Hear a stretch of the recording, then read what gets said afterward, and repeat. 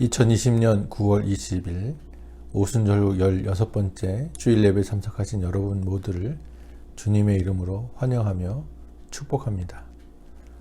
신실하신 아버지 하나님 앞에 우리의 온 마음과 정성과 뜻을 모아 신령과 진정의 예배를 드리시겠습니다.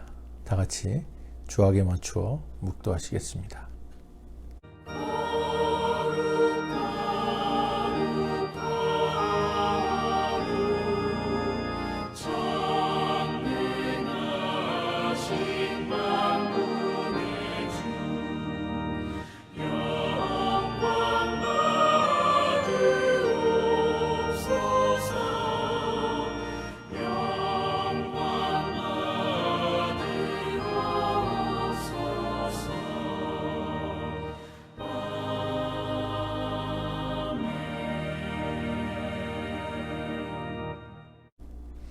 만민들아 우리 하나님을 송축하며 그의 찬양 소리를 들리게 할지어다. 그는 우리 영혼을 살려두시고 우리의 실족함을 허락하지 아니하시는 주시로다. 하나님을 찬송하리로다. 그가 내 기도를 물리치지 아니하시고 그의 인자하심을 내게서 거두지도 아니하셨도다. 아멘. 거룩하신 아버지 하나님, 주님의 백성들이 마음과 정성을 다하여 예배하오니 받아 주시옵소서. 오늘도 크신 사랑으로 함께 하셔서 우리 마음을 온전하게 세워주시고 무한하신 은총을 내려주셔서 두려움에 떨고 있는 저희들을 구원하여 주옵소서.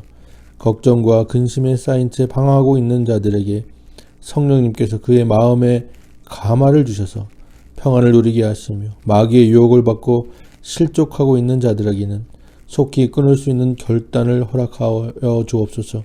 저희들 모두 오늘의 예배를 통하여 하늘의 신령한 은혜를 경험하게 하시고 의로운 말씀으로 심지를 굳게 세울 수 있도록 도와주시옵소서. 감사드리며 예수님의 이름으로 기도하옵나이다. 아멘. 다 같이 일어나셔서 새교동문 56번 시편 128편의 말씀을 교독하시겠습니다. 교동문 56번 시편 128편의 말씀입니다. 교동문 56번 시편 128편의 말씀 제가 먼저 읽습니다. 여호와를 경외하며 그의 길을 걷는 자마다 복이 있도다.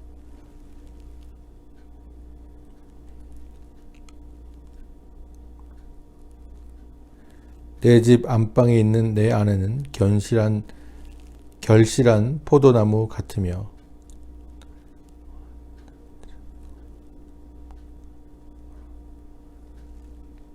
여호와를 경외하는 자는 이같이 복을 얻으리로다.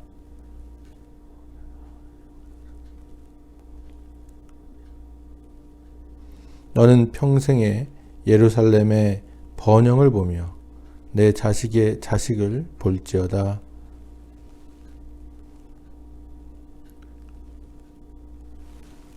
아멘. 같이 사도신경으로 우리의 믿음을 하나님 앞에 고백하시겠습니다. 나는 전능하신 아버지 하나님 천지의 창조주를 믿습니다. 나는 그의 유일하신 아들 우리 주 예수 그리스도를 믿습니다. 그는 성령으로 잉태되어 동정녀 마리아에게서 나시고 본디오 빌라도에게 고난을 받아 십자가에 못 박혀 죽으시고 장사된 지 사흘 만에 죽은 자 가운데서 다시 살아나셨으며 하늘에 오르시어 전능하신 아버지 하나님 우편에 앉아 계시다가 거기로부터 살아있는 자와 죽은 자를 심판하러 오십니다. 나는 성령을 믿으며 거룩한 공교회와 성도의 교제와 죄를 용서받는 것과 몸의 부활과 영생을 믿습니다. 아멘. 새 찬송가 37장 주 예수 이름 높이어 찬송하시겠습니다.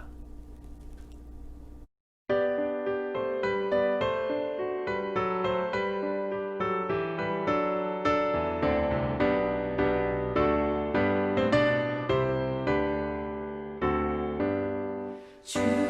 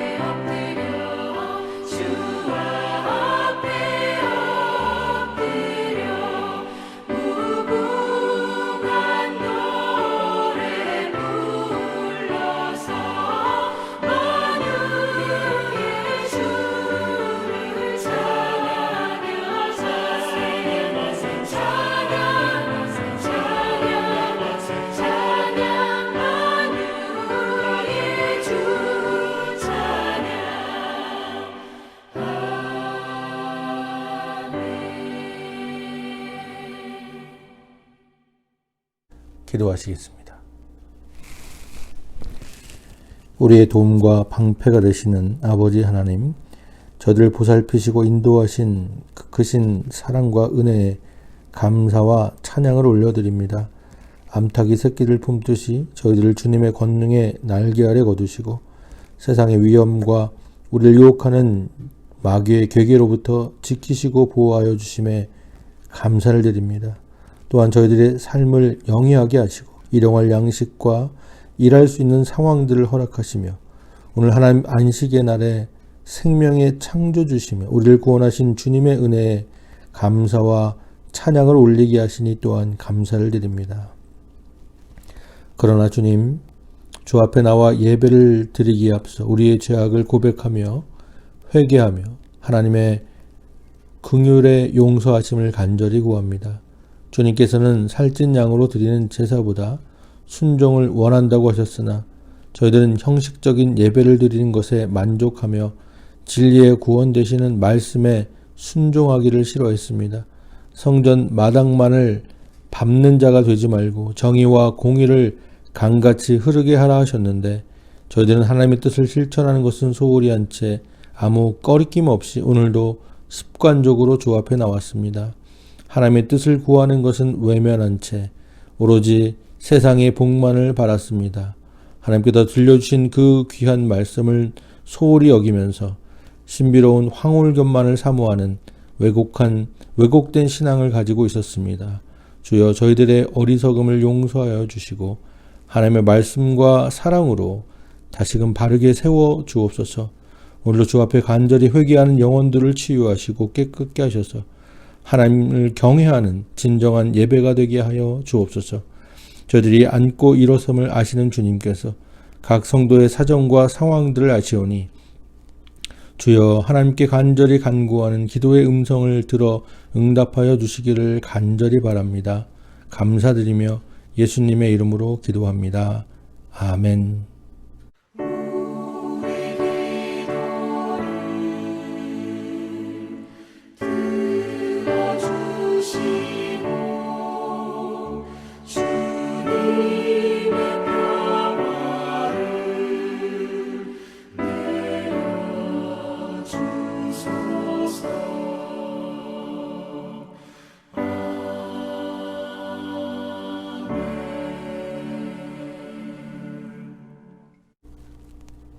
오늘 하나님께서 우리에게 주신 말씀은 누가복음 12장 49절로부터 56절까지의 말씀입니다.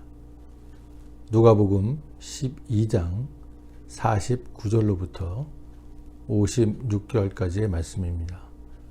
신약성경 117쪽에 있습니다. 누가복음 12장 49절로부터 56절까지의 말씀 제가 받들어 있습니다. 하나님 말씀 들으시기 바랍니다. 내가 불을 땅에 던지러 왔노니 이 불이 이미 붙었으면 내가 무엇을 원하리요? 나는 받을 세례가 있으니 그것이 이루어지기까지 나의 답답함이 어찌 하겠느냐? 내가 세상에 화평을 주려고 온 줄로 아느냐? 내가 너에게 이르노니 아니라 도리어 분쟁하게 하려 함이로다. 이후부터 한 집에 5사람이 있어 분쟁하되 셋이 둘과 둘이 셋과 하리니 아버지가 아들과 아들이 아버지와 어머니가 딸과 딸이 어머니와 시어머니가 며느리와 며느리가 시어머니와 분쟁하리라 하시니라. 또 무리에게 이르시되 너희가 구름이 서쪽에서 이는 것을 보면 곧 말하기를 소나기가 오리라 하나니 과연 그러하고 남풍이 부는 것을 보면 말하기를 심히 더우리라 하나니 과연 그러하니라. 외식하는 자여 너희가 천지의 기상은 분간할 줄 알면서 어찌 이새는 분간하지 못하느냐. 아멘.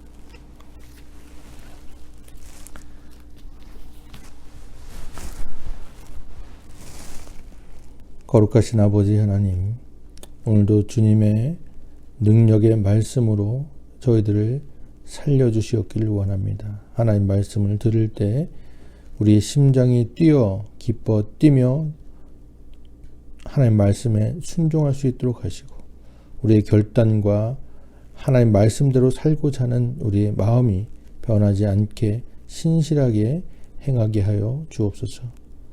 모든 영광을 주님께 올려드리며 예수님의 이름으로 기도합니다. 아멘.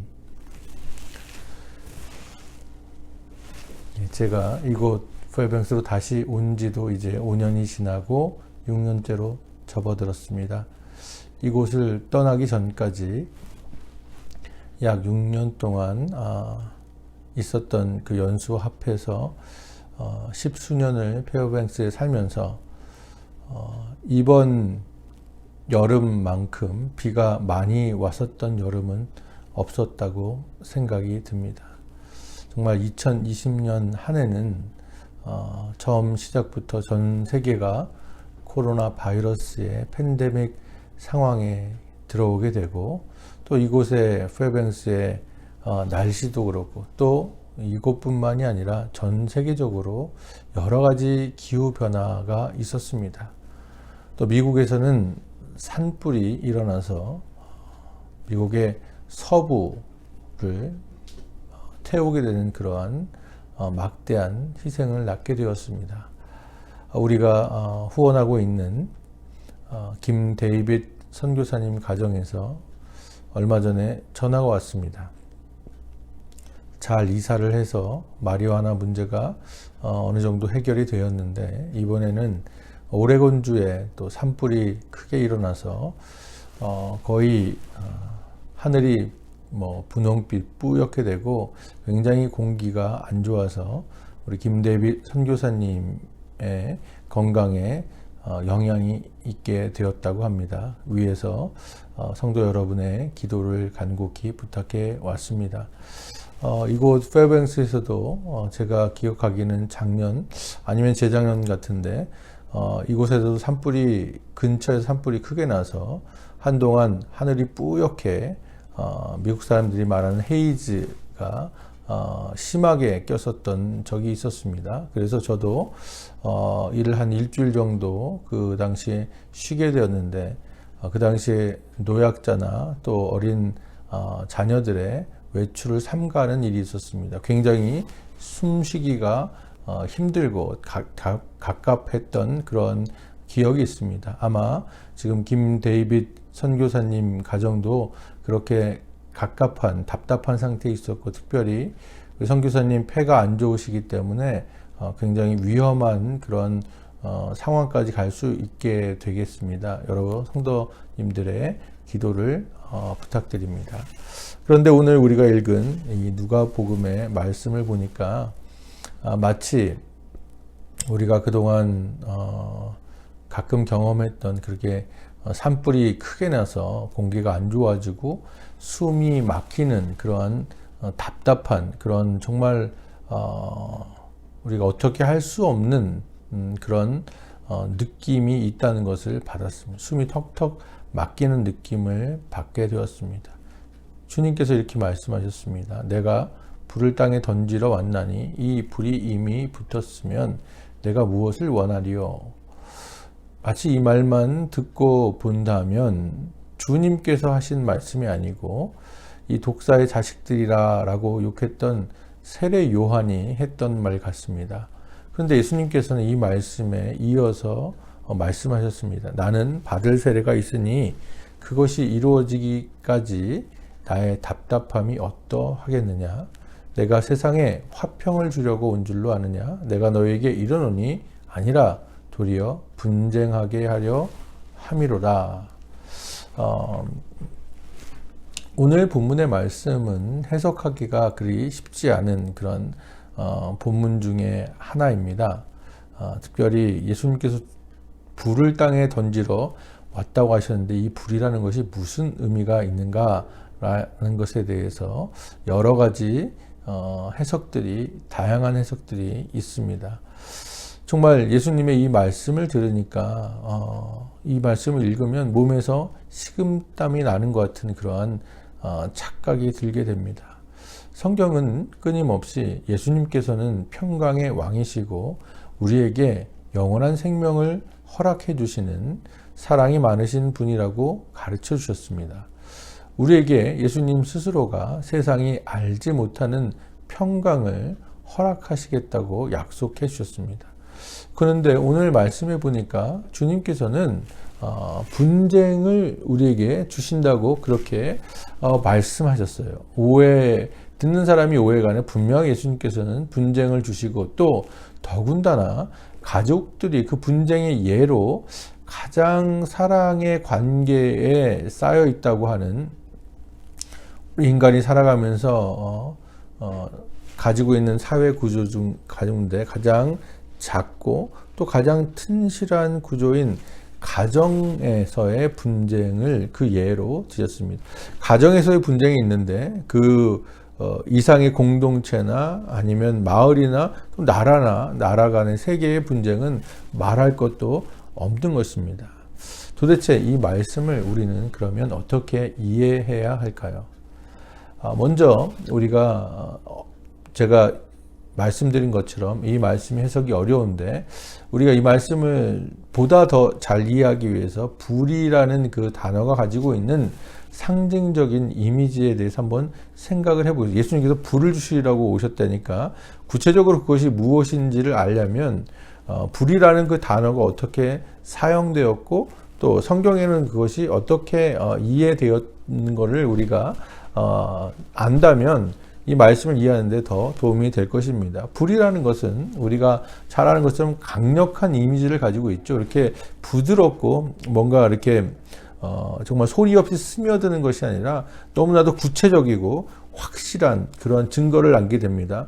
제가 말씀드렸던 산불의 경우에도 보면 강력해서 산불이 한번 지나간 그곳은 폐허가 되는 그러한 일들이 벌어지게 되는 그러한 이미지를 가지고 있죠. 또 앞서 말씀드린 것처럼 이 불이라는 것은 우리 천둥과 번개로도 이렇게 얘기되는 건데, 우리 페뱅스에서도 예전에 여름과는 달리 올 여름에는 천둥과 번개가 굉장히 많이 있었습니다.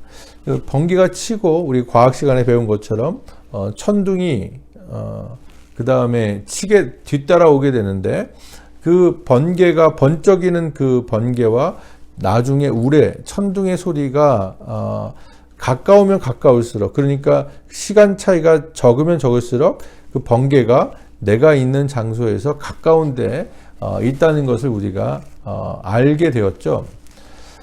근데 이 번개가 번쩍이고 나서 한참 있다가 천둥이 우릉꽝꽝 하는 그 천둥 소리가 들려도 가슴이 막 두근두근하고 쿵쾅합니다. 막 정말 어떻게 될지 모르는 그러한 생각이 드는 것처럼 이 불이라고 하는 것은 매우 강력한 이미지를 가지고 있지요. 또 불은 때때로 변혁을 상징하기도 하죠. 무엇인가를 변혁하고 새롭게 시작하는 것을 의미하기도 합니다. 그래서 어두움을 밝히게 되고 더러운 것들을 청소하는 것을, 그래서 심판을 의미하기도 하고요. 또 그것을 깨끗게 해주는, 정화하는 그러한 역할을 그런 상징적인 이미지를 가지고 있습니다. 또 하나는 성경에서 말하는 것은 불은요, 하나님께서 임재하시는 것을 상징적으로 의미하기도, 하나님의 임재를 우리가 묘사할 때 불에 대한 그 이미지를 많이 사용하죠. 가시떨기 나무에서 하나님을 만났던 모세의 경우에도 마찬가지고, 불 가운데서 말씀하시는, 천둥 가운데서 말씀하시는 하나님을 이야기하기도 합니다.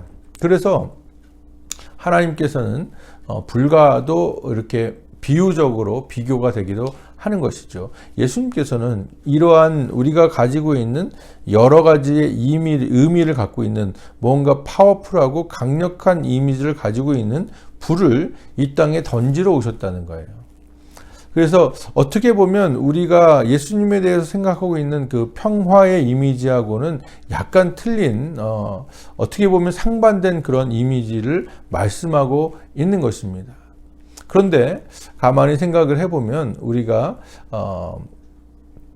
한 가지 이해할 수 있는 것은 우리 크리스찬들도 이러한 불꽃으로 비유되기도 하죠. 우리가 예전에 불렀던 복음성가에서도 우리가 작은 불꽃이 큰 불꽃을 이룬다고 말씀하셨습니다.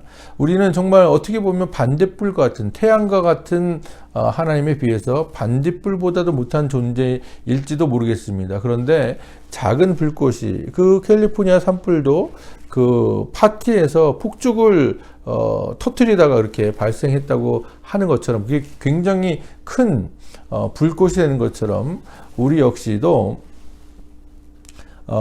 예수님의 강력한 말씀의 불이, 그 복음의 능력의 불이 저와 여러분들 보잘것없지만 그래도 그 불을 가지고 있는, 그 불씨를 가지고 있고 그 안에서 불이 역사하고 있는 우리를 통해서 이 땅에 마치 산불이 모든 것을 태워버리듯이 이 땅에 복음의 역사가 일어나는 것을 우리가 첫 번째로 상상해 볼 수가 있는 것이죠. 그래서 예수님께서는 불을 주러 왔다는 것이 그런 의미가 있을 수도 있습니다. 그러나 예수님의 말씀의 어조로 봐서는 그거보다는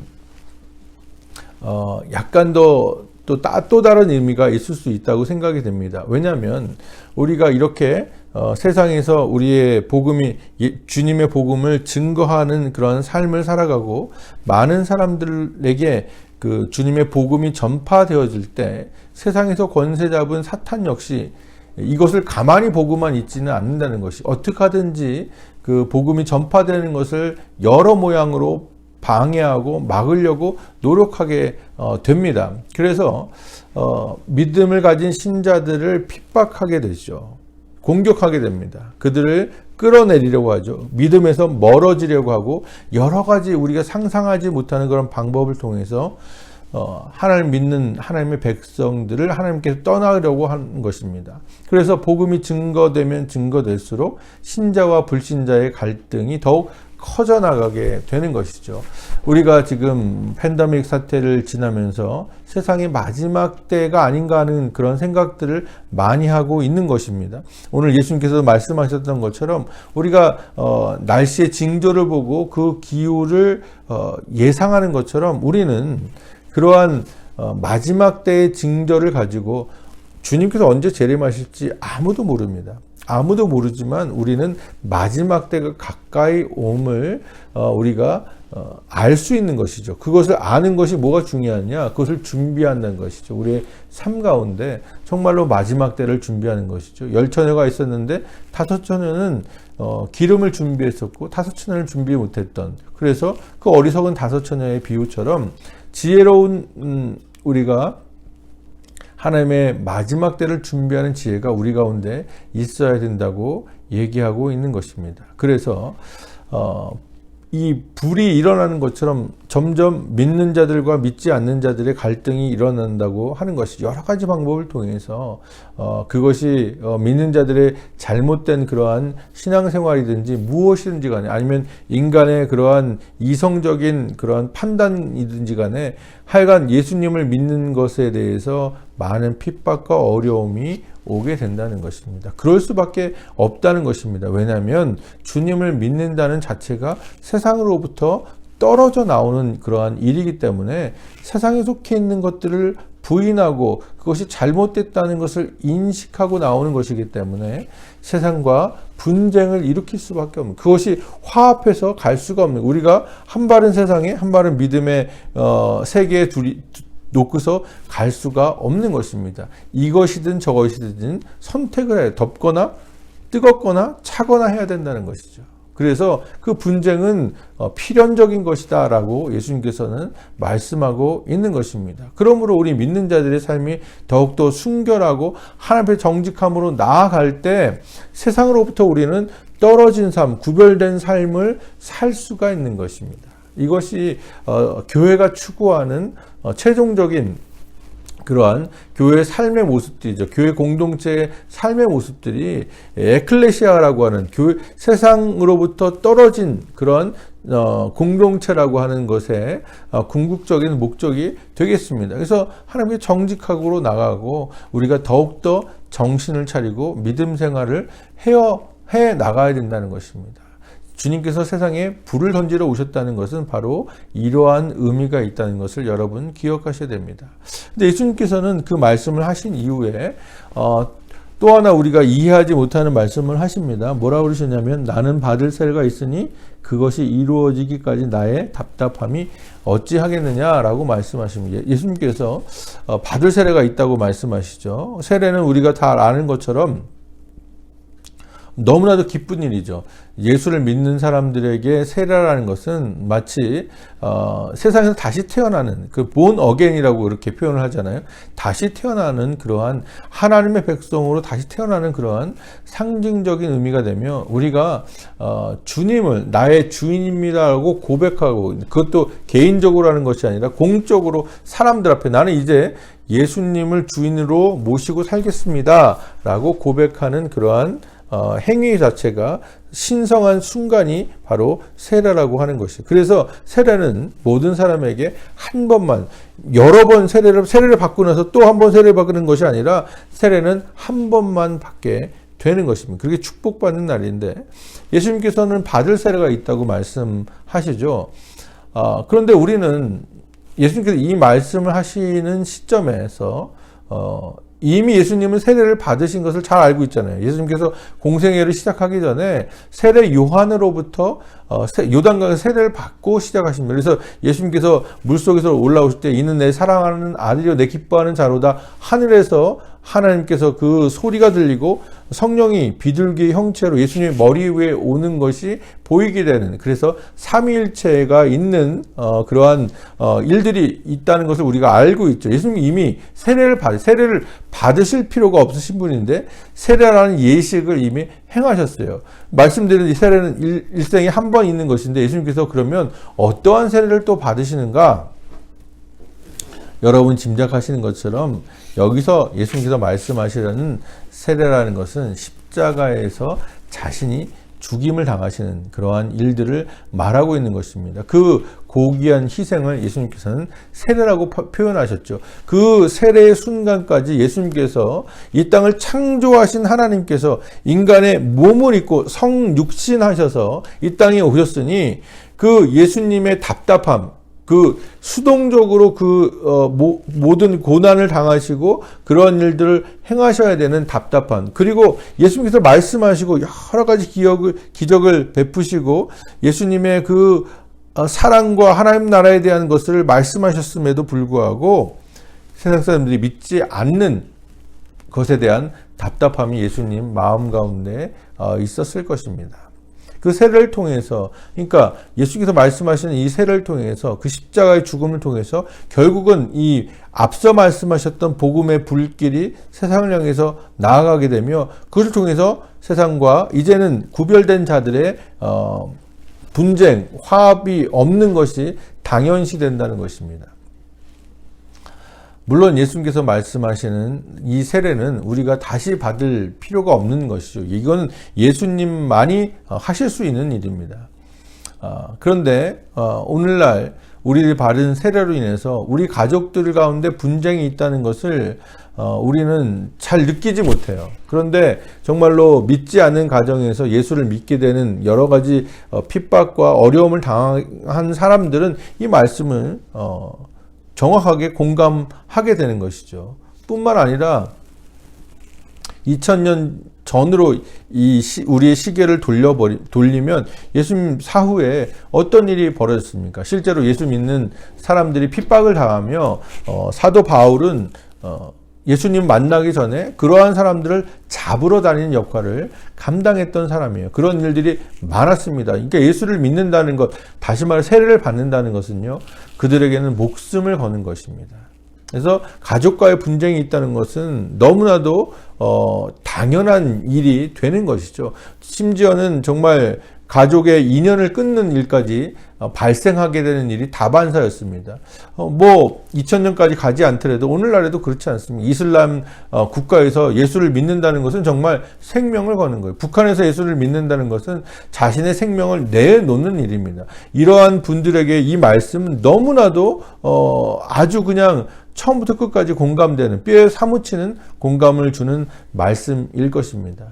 여러분 잘 아시는 것처럼 예수님께서는 하나님 나라에 대해서 이 땅에 선포하려고 이곳에 오셨습니다. 하나님 나라는 평강과 위로와 용서와 화합으로 특징 지어지는 나라죠. 하나님 나라가 무엇인가 여러 가지 것들로 설명할 수 있지만 우리가 잘 아는 아주 단순한 이야기죠. 아기가 독서굴에 손을 넣어도 해를 받지 않고 사자와 어린 양이 함께 뛰노는, 그러니까 그 천국에 대해서 우리가 이해할 수 있는 그러한 단어로 묘사한 너무나도 아름다운 말이죠. 그러니까 거기에는 어떤 갈등이나 미움의 요소가 없이 너무나도 평화스럽고 그저 찬양과 영광만이 가득한 곳이 천국입니다.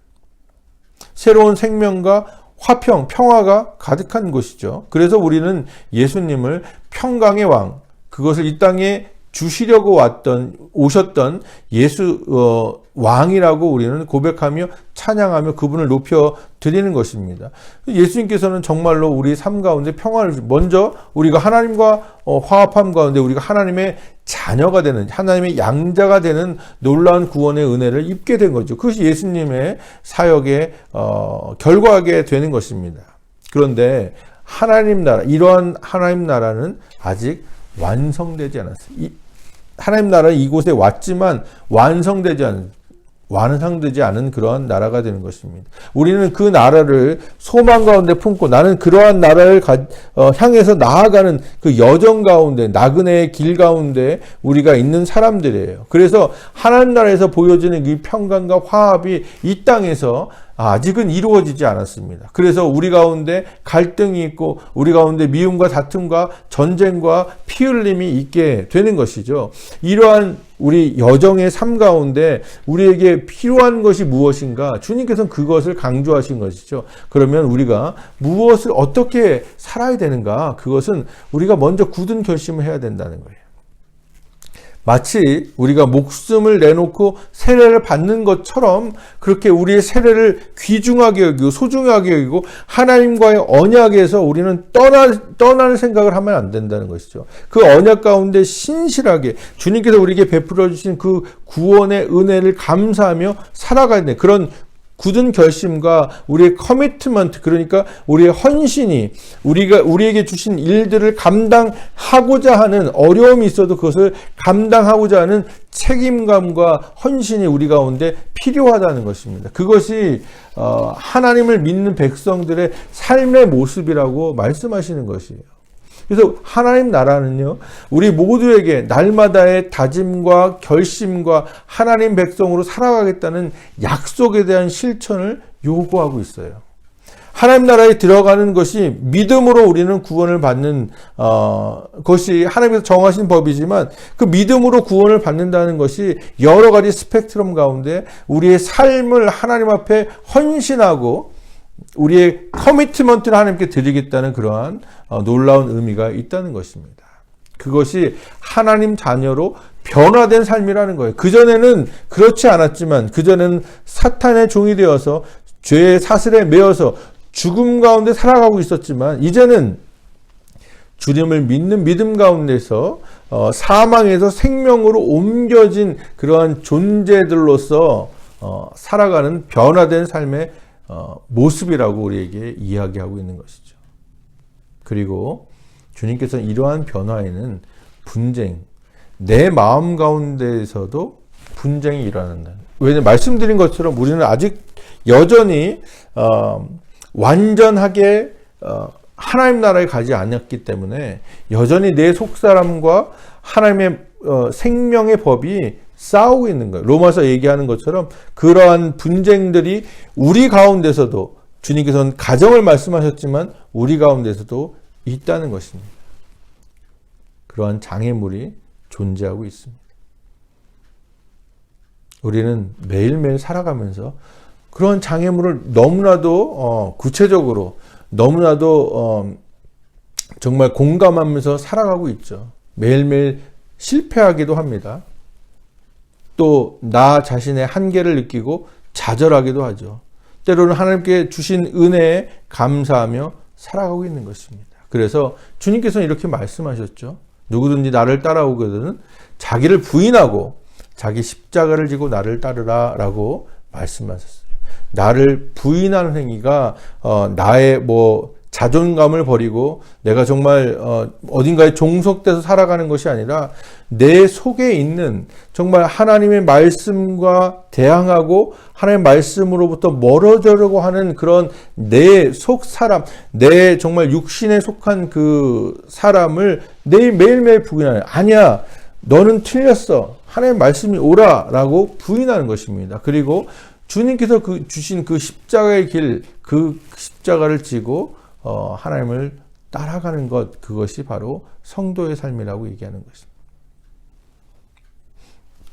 우리 욕심과 탐욕과 죄악, 내 속에 있는 것들을, 그러니까 우리의 본성이죠. 우리 죄성들을 기꺼이 거스르며 포기하는 삶, 이 삶을 살 때 그것이 우리의 십자가잖아요. 우리에게 주신 십자가가 무슨 우리가 주님처럼 우리의 죽음을 통해서 다른 사람들을 구원하는 그런 것이 아니라 내 속에 있는, 내가 가지고 있는 그러한 죄성들을 지고서 그것을 포기하면서 주님을 따라가는 것. 그럴 때 우리는 비로소 올바른 길을 갈 수 있다고 말씀하고 있는 것입니다.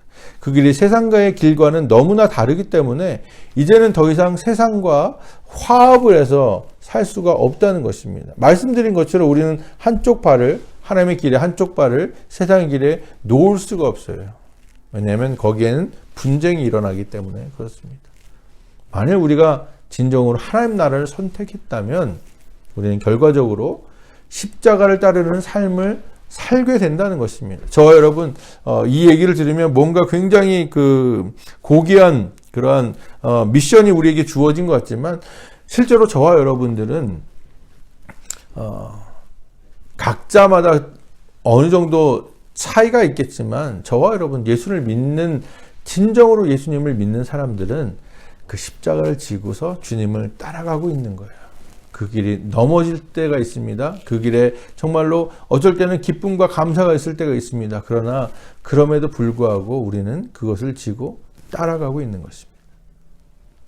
그리고 세상에 대해서 우리는 이렇게 말할 수밖에 없습니다. 아니야, 나는 세상과는 틀려. 나는 주님의 길을 따라가는 사람이야. 그래서 세상과 다른 생각을 가지고, 다른 삶의 양식을 가지고, 다른 삶의 태도를 가지고 살아가는 사람들이에요. 그것을 크리스찬들, 안디옥 교회 사람들이 그 삶을 보고 그 지역에 있는 사람들이 그 사람들, 크리스찬들, 저 사람들은 정말 예수님을 따라가는 사람들이야. 예수님께서 마태복음 16장 24절에 말씀하신 것처럼 자기 십자가를 지고 나를 따르라고 하신 그 삶을 살아가는 사람들에게 그렇게 크리스찬이라고 이름을 불렀던 것입니다. 우리가 세상에 살면서 세상의 법칙을 따르지 않는 것은 정말 쉽지 않은 일이죠. 저도 잘 알고 있습니다. 여러분도 너무나 잘 알고 있죠. 그런데 말이죠, 세상을 따르지 않는 것도 힘들지만 예수님의 길을 따라가는 것은 여러분 더 힘든 일이죠. 말씀드린 대로 자기 십자가, 내 본성을 거스리는 삶을 살아야 되기 때문에 그렇습니다. 사랑하는 성도 여러분, 오늘 이 말씀은 사실은 굉장히 해석하기 어려운 말씀 중에 하나지만 우리가 가만히 묵상해서 보면 그리 어려운 말씀이 아니에요. 이거는 성도의 삶의 모습을 우리에게 말씀하신 거예요. 그래서 이 말씀을 통해서 우리에게 다시금 도전과 결단을 주시는 말씀이라고 생각하시면 되겠습니다. 주님께서는 오늘 저와 여러분에게 다시 한번 우리의 삶을 돌아보고 점검하고 우리가 올바른 길을 가고 있는지를 생각해 보라고 말씀하고 있는 것입니다. 우리가 가는 길이 조금이라도 하나님 나라와 어긋난 길이라면 다시금 그곳을 향해서 우리의 삶의 방향, 우리의 삶의 목적을 바꾸라는 것이, 우리가 지금 무엇 때문에 살고 있는지를 생각하면서 살으라고 말씀하시는 것입니다. 어떤 사람의 눈에는 하나님 나라의 십자가의 길이 어리석은 길로 보일 수가 있습니다. 저들은 왜 저럴까? 그럴 수가 있어요. 그들의 생각을 이해할 수 있습니다. 그러나 이해할 수 있지만 그들의 생각이 옳다고 동의하지는 않습니다. 어떤 사람들은 이것이 너무 어려워서 포기하는 길이라고 생각할 수 있습니다. 그러나 주님께서는 늘 우리와 동행하시고 우리를 도와주시고 우리를 인도하신다는 사실을 우리는 잊지 말아야 될 것입니다. 그래서 저와 여러분의 삶이 오늘도 후회 주시고 끊지 아니하시는 아버지의 그 놀라우신 뜻에 따라서 살아가며 날마다의 삶 속에서 정말 겸손하게 주님을 따라가는 삶을 통해서 우리에게 주어진 그 이 땅에서의 사명을 감당하며 또한 곧 오실 주님의 재림을 준비하는 지혜로운 삶을 사시기를 주님의 이름으로 간절히 바랍니다. 아멘. 구원의 아버지 하나님, 화평이 아니라 분쟁을 누려 오신 주님의 말씀을 늘 가슴에 새기고 우리 삶을 돌아보아 십자가를 지고 주님만 따르는 저들의 발걸음이 되게 하여 주옵소서. 하나님 앞에 드린 우리의 결단이 약해지지 않도록 성령 하나님께서 매일매일 시간마다 우리의 마음을 지켜주시고 순종하는 저희들의 통해서 하나님의 영광이 드러나게 하여 주옵소서. 감사드리며 예수님의 이름으로 기도합니다. 아멘. 네. 새 찬송가 341장 십자가를 내가지고 찬송하시며 준비하신 예물 하나님 앞에 드리시겠습니다.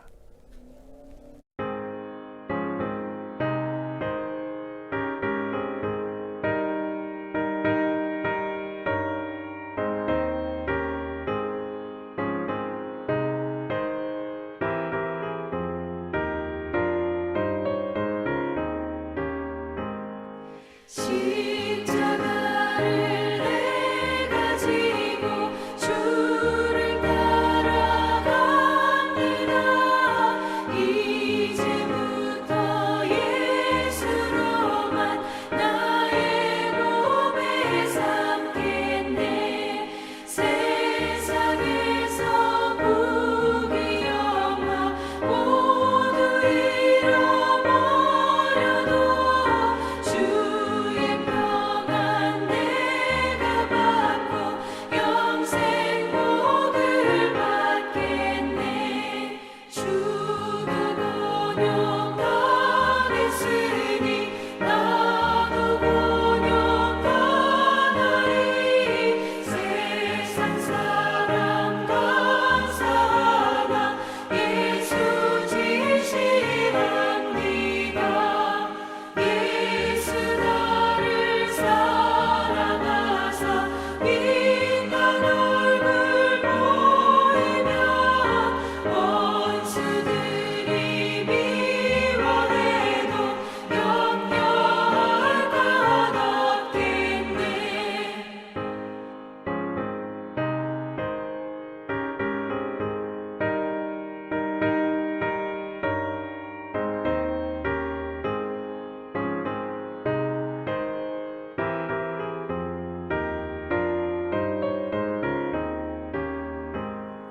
내가 핍박당할 때에 주의 품에 안기고 세상 고초당할수록 많은 위로 받겠네.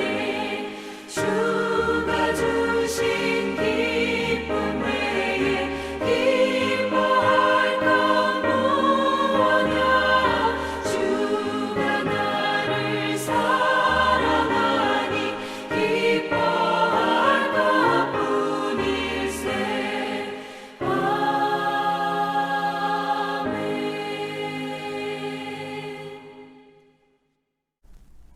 기도하시겠습니다. 십자가를 내게 지고 주님을 따르겠다고 다짐하며 드린 우리의 찬양을 하나님 받아 주시옵고 이 결단이 하나님께 드리는 우리의 일생의 약속이 되게 하시며 이 약속을 신실하게 행하는 저희들의 삶이 되게 하여 주옵소서. 이 시간 주 앞에 드려진 모든 예물이 하나님 사랑하는 마음으로 드린 귀한 예물이 되게 하시고 우리의 모든 것을 주님께 드린다는 뜻임을 명심하고 주 앞에 진정한 순종과 주님을 경외하는 삶을 살도록 하여 주옵소서. 감사드리며 예수님의 이름으로 기도합니다. 아멘. 교회 소식 말씀드립니다. 오순절 후 16번째 주일 예배에 참석하신 여러분 모두를 주님의 이름으로 다시 한번 환영하며 축복합니다. 우리 지연자매 이제 곧 있으면 이곳으로 되돌아오는데 위에서 계속 기도해 주시기를 바랍니다. 다음 주일부터 교회에서 예배가 다시 시작될 예정입니다. 원래 9월 첫째 주일부터 하려고 했는데 저의 건강 상의 문제로 연기가 되었습니다. 다행히 여러 성도님들께서 기도해 주신 덕분에 제가 코로나 바이러스 검사를 받았는데 음성으로 그렇게 결과를 받았습니다. 그래서 다음 주부터 교회에서 예배가 시작될 예정입니다. 가능하신 분들은 교회에 함께 모여서 예배하시는데 협조해 주시고 힘써 주시고 이를 위해서 기도해 주시기 바랍니다. 우리 고홍래 권사님께서 건강상에 좋지 않으신 그러한 상태가 되셨습니다. 여러분 기도해 주시기 바랍니다. 그리고 우리 설교 시간에 말씀드린 것처럼 김데이빗 선교사님 가정 오레곤주에 지금 거주하고 계시는데 산불로 인해서 공기가 굉장히 안 좋고 또 그것이 우리 데이빗 선교사님의 폐에 영향을 준다고 합니다. 위해서 여러분 기도해 주시고 건강에 이상이 없도록 하나님께서 돌보아 주시기를 위해서 기도해 주시기 바랍니다. 여러 가지 교회 기도 제목 여러분 기억하시고 우리 수연자매나 또 우리 고홍래 권사님, 연로하신 장로님, 권사님, 집사님들 위해서 기도해 주시고 우리 어린아이 청년들 위해서 여러분 기도해 주시며 교회에서 예배가 재개되어서 또 하나님 앞에 귀한 예배로 영광을 돌릴 수 있도록 또 우리 교회가 이 어려운 시기를 잘 헤쳐나가며 기도로 함께 뭉쳐서 다시금 하나님께 영광 돌리는 날이 올 수 있도록 여러분 계속 기도해 주시기를 바랍니다. 아울러서 부족한 저를 위해서 여러분 기도해 주시기 바랍니다. 일하는 곳에서 또 코로나 바이러스에 감염되지 않도록 잘 조심하고 또 건강에 유의할 수 있도록 여러분 계속 기도해 주시기를 바랍니다. 다른 말씀 없으시면 54장 찬송하시고 제가 축도함으로 예배를 마치도록 하겠습니다.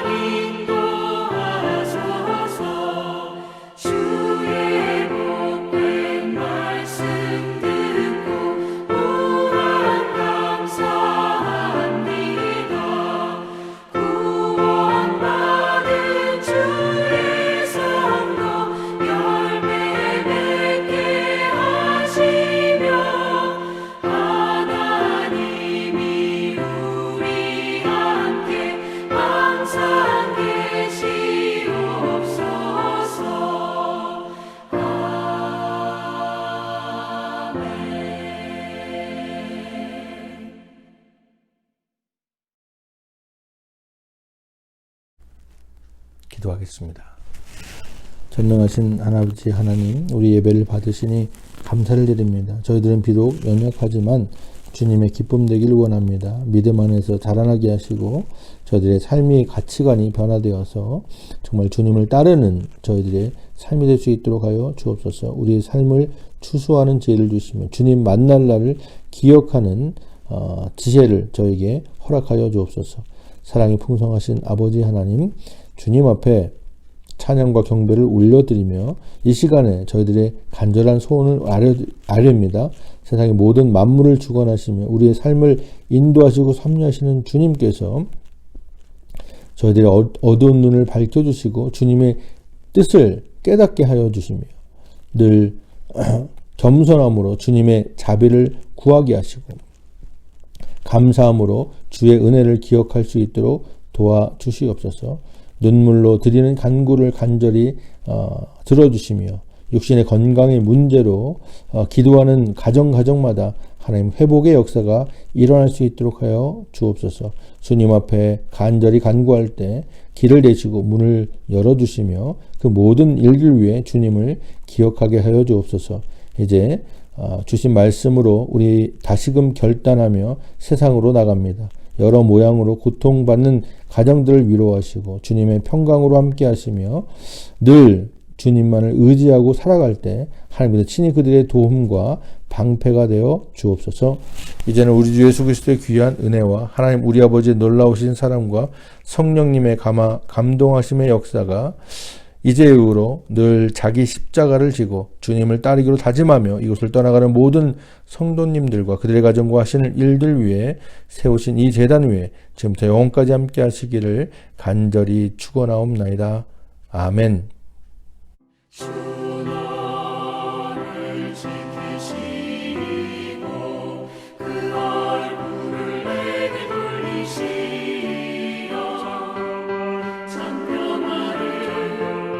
참평화를 얼굴을 내게 돌리시어 내게 주의 은혜 그 크신 은혜 내게 있으시라.